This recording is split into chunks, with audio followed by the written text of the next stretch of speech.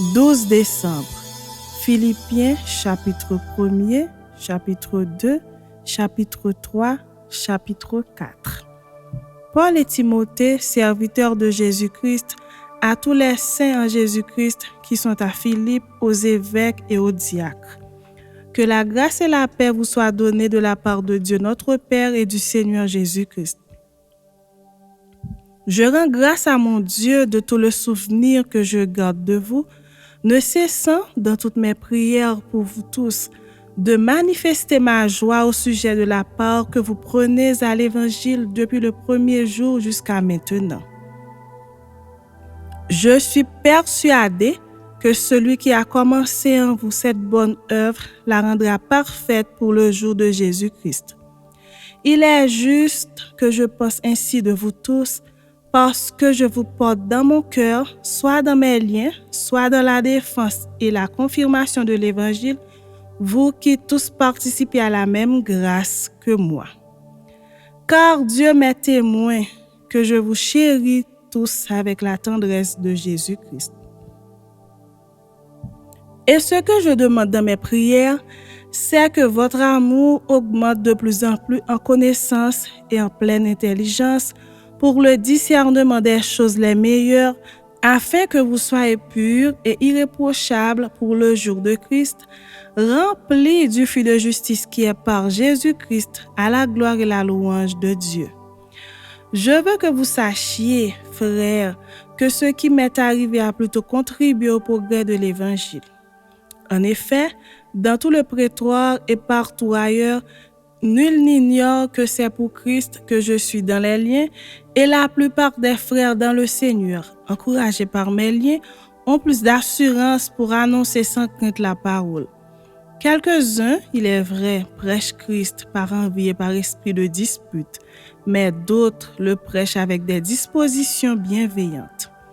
Ceux-ci agissent par amour, sachant que je suis établi pour la défense de l'Évangile, tandis que ceux-là, animés d'un esprit de dispute, annoncent Christ par des motifs qui ne sont pas purs et avec la pensée de me susciter quelques tribulations dans mes liens.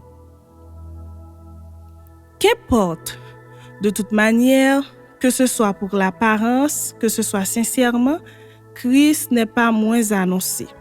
Je m'en réjouis et je m'en réjouirai encore, car je sais que cela tournera à mon salut grâce à vos prières et à l'assistance de l'Esprit de Jésus-Christ, selon ma ferme attente et mon espérance que je n'aurai honte de rien, mais que, maintenant comme toujours, Christ sera glorifié dans mon corps avec une pleine assurance, soit par ma vie, soit par ma mort.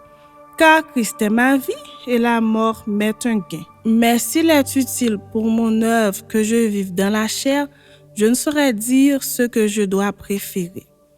Je suis pressé des deux côtés, j'ai le désir de m'en aller d'être avec Christ, ce qui de beaucoup est le meilleur. Mais à cause de vous, il est plus nécessaire que je demeure dans la chair.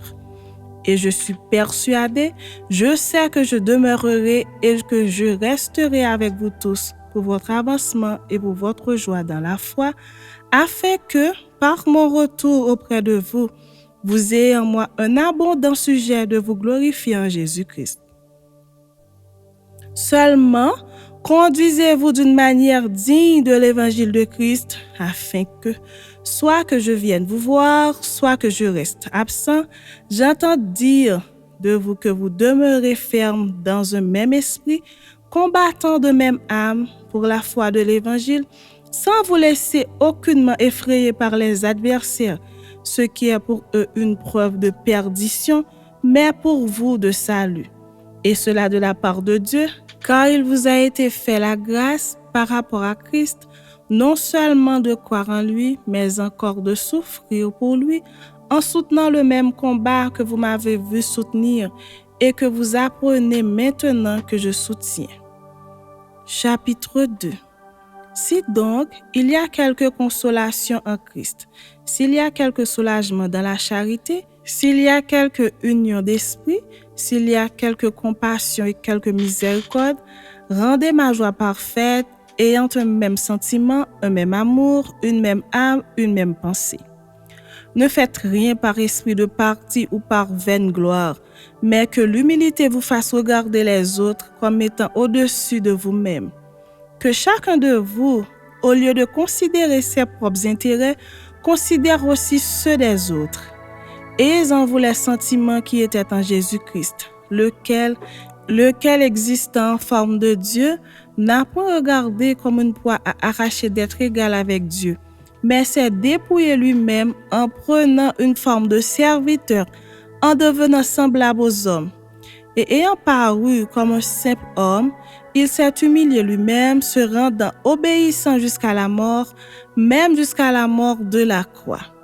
C'est pourquoi aussi Dieu l'a souverainement élevé et lui a donné le nom qui est au-dessus de tout nom, afin qu'au nom de Jésus, tout genou fléchisse dans les cieux, sur la terre et sous la terre, et que toute langue confesse que Jésus-Christ est Seigneur, à la gloire de Dieu le Père. Ainsi, mes bien-aimés, comme vous avez toujours obéi, travaillez à votre salut avec crainte et tremblement, non seulement comme en ma présence, mais bien plus encore maintenant que je suis absent. Car c'est Dieu qui produit en vous le vouloir et le faire selon son bon plaisir. Faites toutes choses sans murmure ni hésitation, afin que vous soyez irréprochables et purs, des enfants de Dieu irrépréhensibles au milieu d'une génération perverse et corrompue, parmi laquelle vous brillez comme des flambeaux dans le monde, portant la parole de vie. Et je pourrai me glorifier au jour de Christ de n'avoir pas couru en vain ni travaillé en vain. Et même si je sers de libation pour le sacrifice et pour le service de votre foi, je me réjouis et je me réjouis avec vous tous. Vous aussi, réjouissez-vous de même et réjouissez-vous avec moi.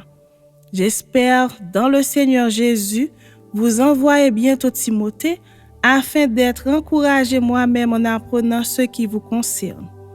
Car je n'ai personne ici qui partage mes sentiments pour prendre sincèrement à cœur votre situation. Tous en effet cherchent leurs propres intérêts et non ceux de Jésus-Christ. Vous savez qu'il a été mis à l'épreuve en se consacrant au service de l'Évangile avec moi comme un enfant avec son père. J'espère donc vous l'envoyer dès que j'apercevrai l'issue de l'état où je suis. Et j'ai cette confiance dans le Seigneur que moi-même aussi j'irai bientôt.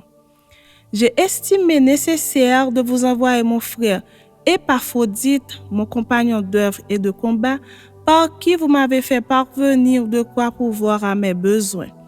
Car il désirait vous voir tous et il était fort en peine de ce que vous aviez appris sa maladie. Il a été malade, en effet, et tout près de la mort. Mais Dieu a eu pitié de lui, et non seulement de lui, mais aussi de moi, afin que je n'eusse pas tristesse sur tristesse. Je l'ai donc envoyé avec d'autant plus d'empressement, afin que vous vous réjouissiez de le revoir et que je sois moi-même moins triste.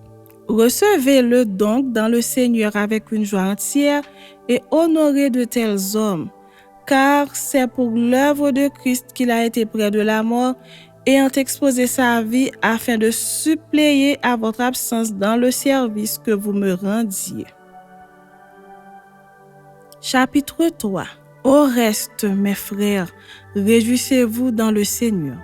Je ne me lasse point de vous écrire les mêmes choses, et pour vous cela est salutaire. Prenez garde aux chiens, prenez garde aux mauvais ouvriers, prenez garde aux faux circoncis. Car les circoncis, c'est nous qui rendons à Dieu notre culte par l'Esprit de Dieu, qui nous glorifions en Jésus-Christ et qui ne mettons point notre confiance en la chair. Moi aussi, cependant, j'aurais sujet de mettre ma confiance en la chair. Si quelque autre croit pouvoir se confier en la chair, je le puis bien davantage, moi, circoncis le 8e jour de la race d'Israël, de la tribu de Benjamin, hébreu né d'hébreu, quant à la loi pharisien, quant aux zèles, persécuteurs de l'Église, irréprochables à l'égard de la justice de la loi. Mais ces choses qui étaient pour moi des gains, je les ai regardées comme une perte à cause de Christ.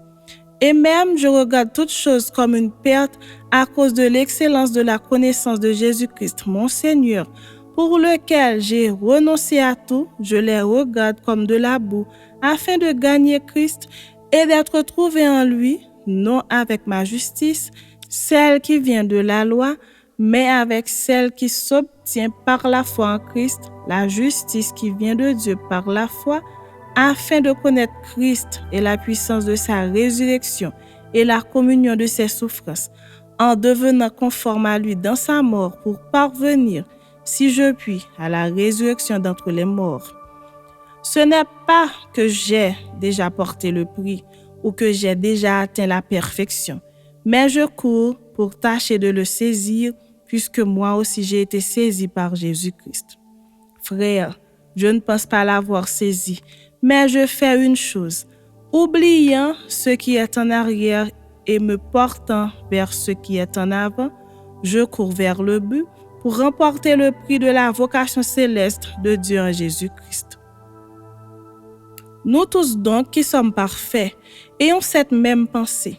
Et si vous êtes en quelque point d'un autre avis, Dieu vous éclairera aussi là-dessus. Seulement, au point où nous sommes parvenus, marchons de même pas. Soyez tous mes imitateurs, frères, et portez les regards sur ceux qui marchent selon le modèle que vous avez en nous. Car il en est plusieurs qui marchent en ennemis de la croix de Christ. Je vous en ai souvent parlé et j'en parle maintenant encore en pleurant. Leur fin sera la perdition. Ils ont pour Dieu leur ventre. Ils mettent leur gloire dans ce qui fait leur honte. Ils ne pensent qu'aux choses de la terre.